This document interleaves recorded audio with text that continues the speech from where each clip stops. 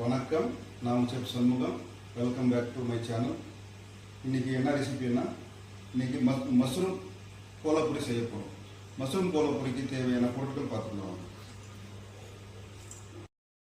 Mushroom, வெங்காயம், தக்காளி, தேங்காய், துருவன தேங்காய், தனியா, சீரகம், காஞ்ச மிளகாய், பட்டை, ஏலக்காய், சோம்பு, லவங்கம், முந்திரி, ginger garlic paste, green chilli, coriander leaves, முந்திரி, தக்காளி அரைச்சி வச்சுருக்கோம். சால்ட்டு, மஞ்சள்தூள், காஷ்மீரி சில்லி பவுடர். பட்டை, கிராம்பு, ஏலக்காய், சோம்பு, தனியா, சீரகம் சேர்த்து ஃப்ரை பண்ணிக்குவோம். இப்போது அந்த துருவன தேங்காய் சேர்த்துக்குவோம். கொஞ்சம் நல்லா வதக்குவோம். வதங்கிடுச்சு. இப்போது ஆற வச்சு ஃபைன் பேஸ்ட்டாக அரைச்சி எடுத்துகிட்டு வந்துடுவோம். 2 டேபிள் ஸ்பூன் எண்ணெய் ஊற்றி காளான் ஃப்ரை பண்ணி எடுத்துக்குவோம்.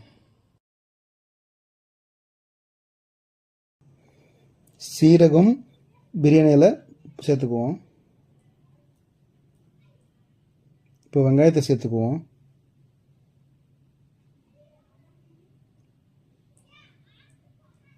வெங்காயமும் பச்சை மிளகாய் வதங்கிடுச்சுங்க.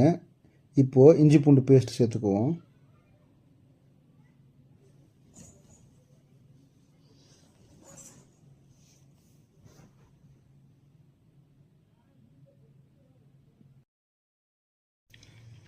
அரைச்சி வச்ச மசாலாவை சேர்த்துக்குவோம்.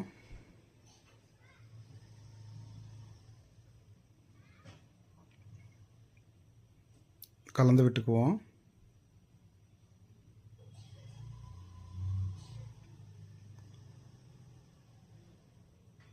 அரை கப்பு தண்ணி சேர்த்துக்குவோம். நல்லா கலந்து விட்டுக்குவோம். தக்காளி, முந்திரி அரைச்சி வச்சுருக்குங்க, அதை சேர்த்துக்க போகிறோம்.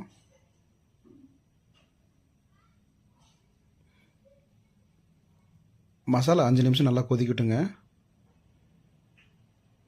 கொதிக்குது, மிக்ஸ் பண்ணிக்குவோம். இப்போது மஷ்ரூம் சேர்த்துக்க போகிறோம்.